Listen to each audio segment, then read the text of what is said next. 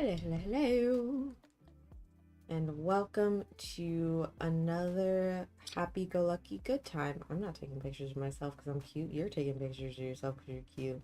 What? No. Taking 2 seconds, and we're going to go ahead and look at. I should actually put my phone on mute. See, we're doing productive things. Gonna go ahead and double check this audio really quickly. Then we can get going.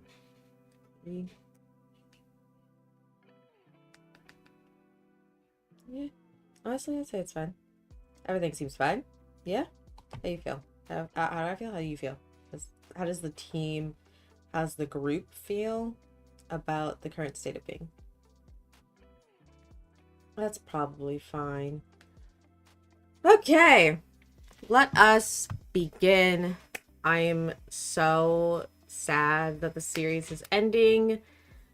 But it ended a while ago. I got this as an arc a while ago, and it took me a very long time to get this read because mental, physical, all of the health is just blah.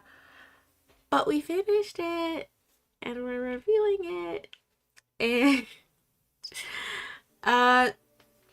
it's definitely not going to be the last thing I read from this author. I have, I think, an anthology of hers, as well as I really want to get Calico Thunder because it just looks cute. But that is something we'll get to another time, because today we are finishing off the last of the Curse of Shavhalla series.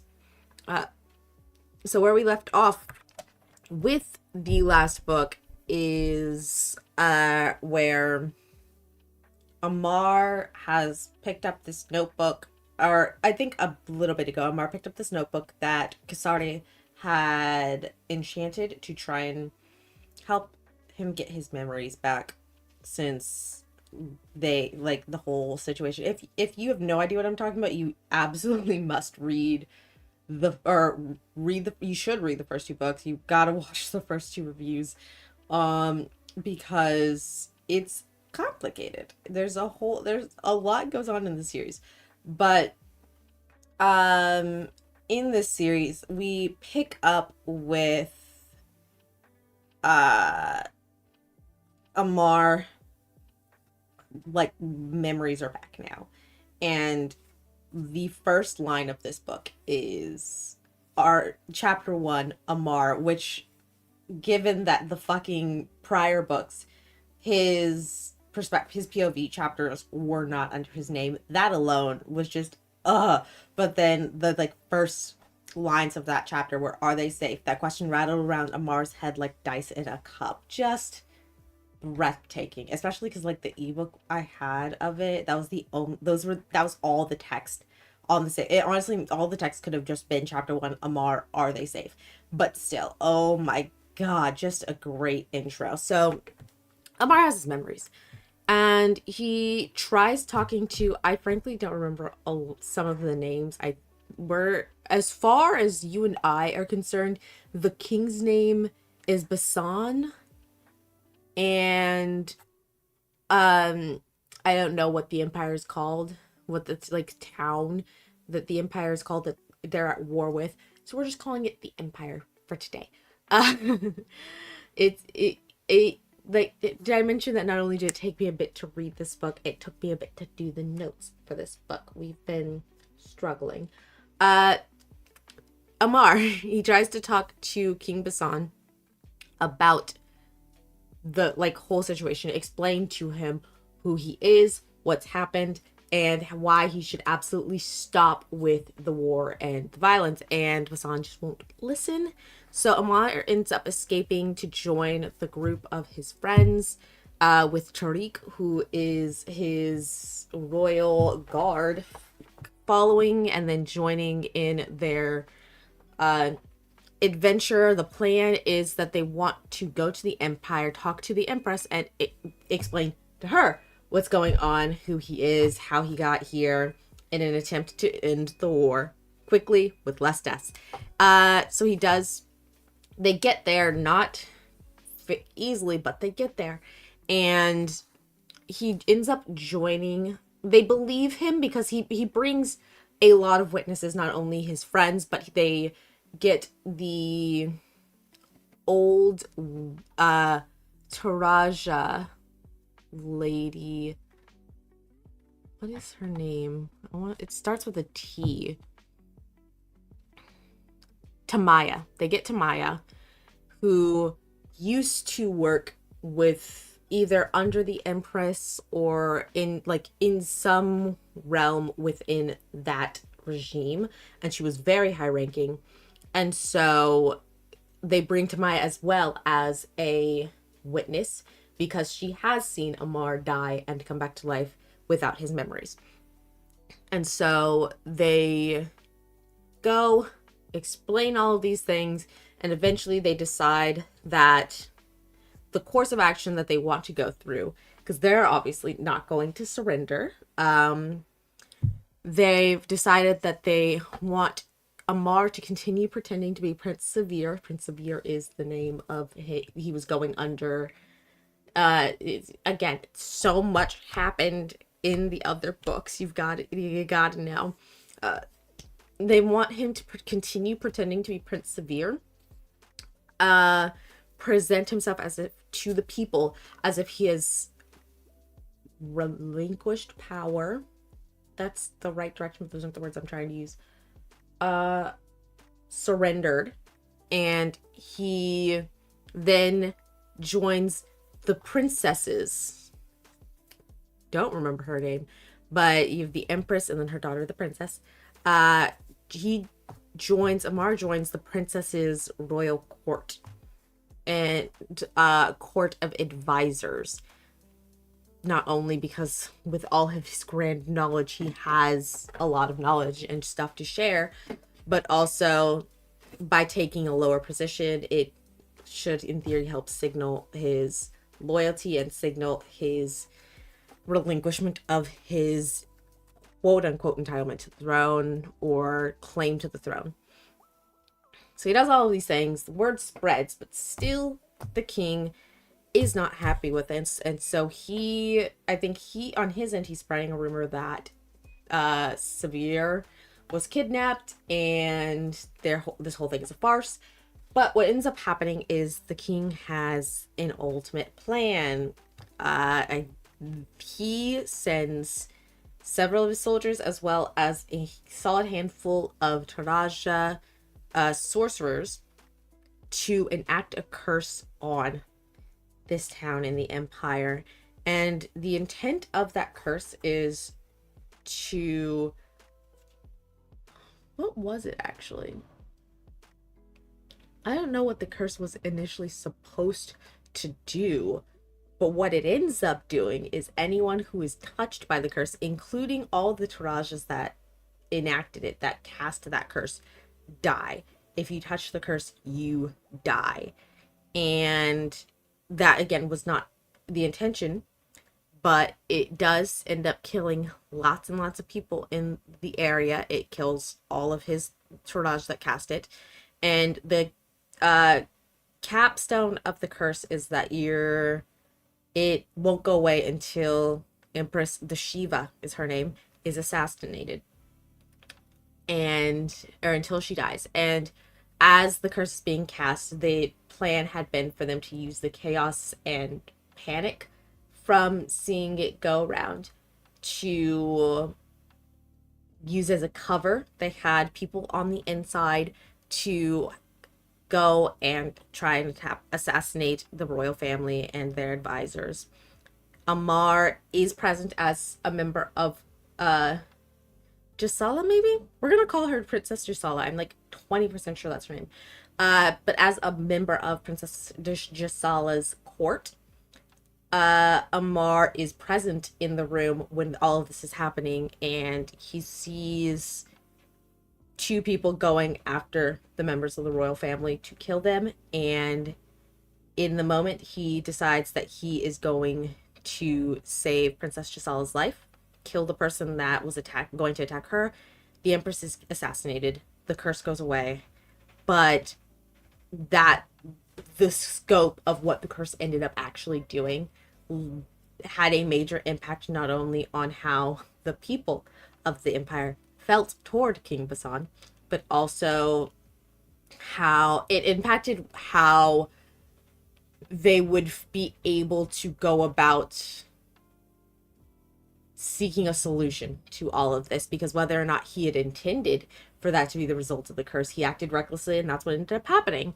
So now we cut to, not cut, we're cutting to, the book walks you there. But Amar then goes and tries to sneak to King Basan's military encampment that is planning to uh attack, come into the city and attack the main city of the empire. And he meets with the king, who is deeply not okay, because he again he was not intending to cause all of this damage, and he just cannot handle the amount of damage that he has caused. And so they come to the agreement that the king is going to surrender himself. He's going to go with Amar back to the empire, turn himself in, and Gisala was going to give him fit punishment. There were several options, because the idea of this is that Empress Dashiva was a terrible, terrible, vile woman, assassinated and murdered the king's child, and that's what got us into child or grandchild, one of the two. It's his grandchild, because they murdered his daughter and his grandson. Terrible woman, horrible woman, committed massive atrocities in Vasan, which is where one of our other main characters, Aaliyah, is from. And just, she was horrible, horrible woman. Gisala is supposed to be a what looks like a better leader. And so while Dashiva probably would have killed him, killed King Basan, killed all his soldiers, and then probably killed Amar just to top it off, just a little cherry on top, Gisala's plan is to give him several options of, we can do an execution, but we can also keep him as a eternal prisoner.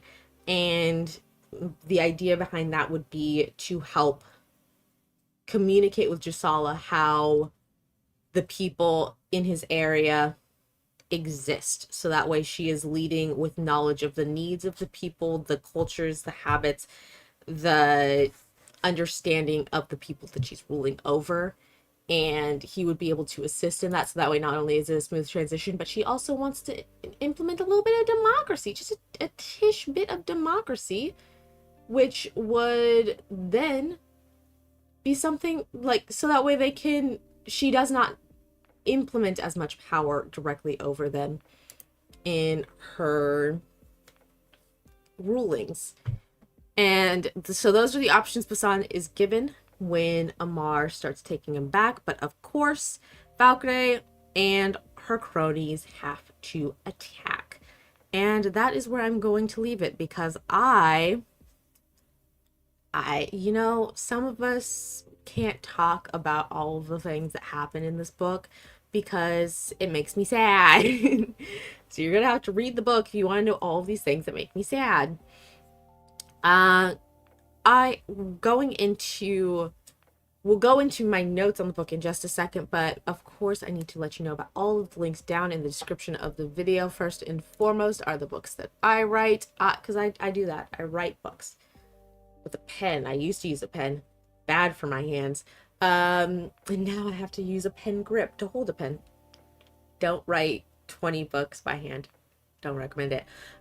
We've got Imani and Aaliyah's Fashion Bible, which is my young adult romance, and on the other end is my new adult romance. That one back there is a young adult spy series, The Queen of Thieves, and both of these books are available for free on Itchio. I'm working to get the rest of the Queen of Thieves series available there, because we've got new things coming. We've got new things coming, I guess. Technically it's 2025. 2025 doesn't start for me until like next week, maybe the week after. We'll see how it goes. But in theory, this year, if that's what you want to call it, we've got more things coming. So get excited. But we've got that. Also down below are going to be the links to GoFundMe's curated lists of GoFundMe's for people in crisis zones. So we've got Haiti, Congo, Palestine, Sudan, and plenty more, because unfortunately there are plenty more. So we've got that. We also have the links to non-Zionist graphic design apps, because if you didn't know, Canva is a Zionist organization, which also means that, oh my god, I looked this up yesterday. What's it called? It starts with an A. Not Adobe Alternative Chip. You're not helping. What is it called? Affinity. Affinity, which was just acquired by Canva, is also now a Zionist organization. And so recommendations for other graphic design programs. Get rid of the links. Other alternatives for non-Zionist graphic design programs include Snappa, which is just a clone of Canva, Inkscape, which is what I used to make my thumbnail and my little themes block up there. That is, I prefer Inkscape just because after the amount of time it's currently taking for me to pull stuff out of Canva, because I don't have control over those files. It's like they're in Canva and it's incredibly difficult to get the files out of Canva. I prefer something where like my files are my files. So I'm using Inkscape. There's also Sozi, which is how I am working to make my like my presentation-y like quarterly videos and stuff like that. And also, if you want a drawing program, Krita. Highly recommend Krita. But those are the links down below. Now to talk about like notes I have on this book. Did I ever...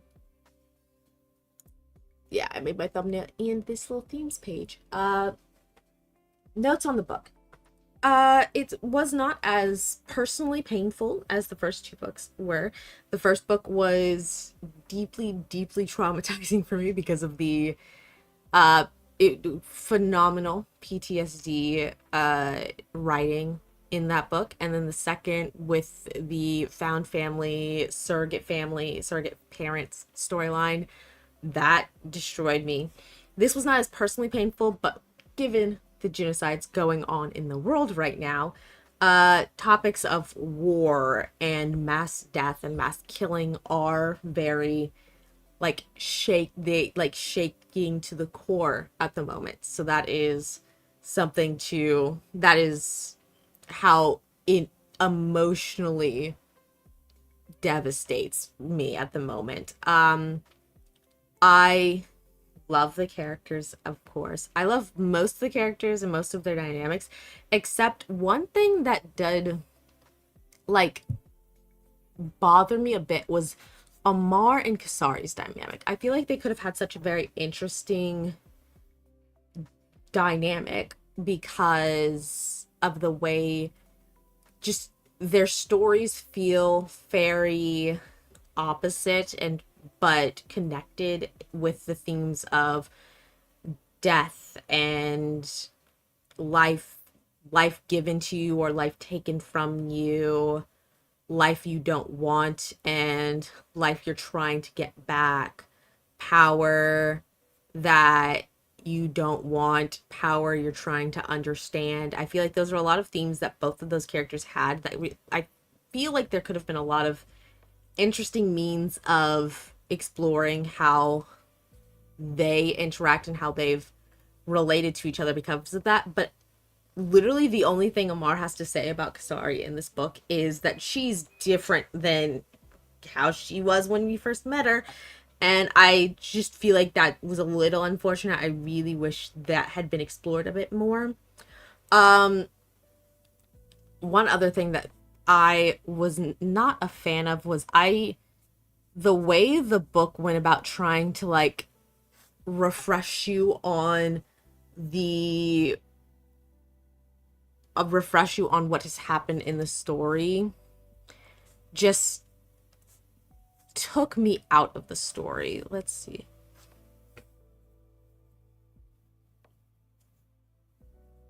it's because it is, quite frankly, like a previously on. It felt like there was a previously on in the middle of an active scene, and so it felt like we stopped to be like, and this is what happened, this is what we know so far, and then hit play, and that just took me out of the scenes a lot in the early pages. But again, that did not last long.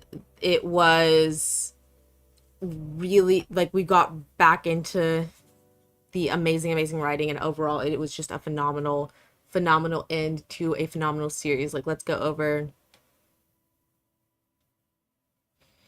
some of the great lines that I love.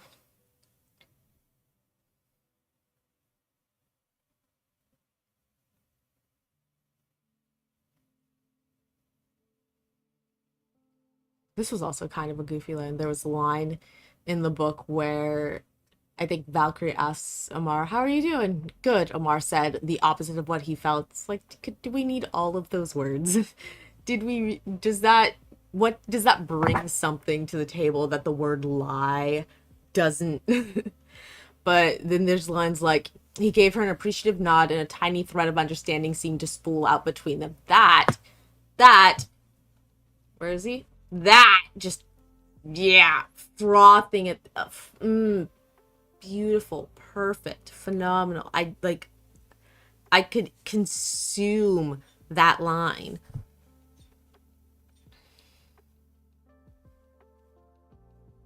Lucian is also still a phenomenal character.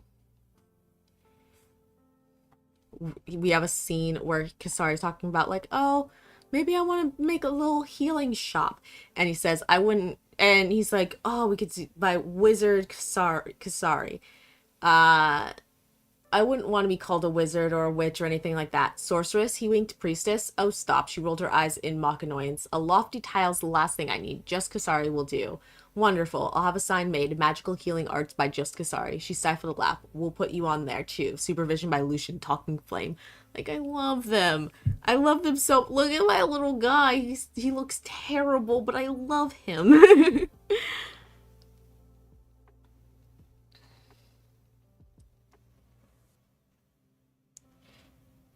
There's also another scene where he's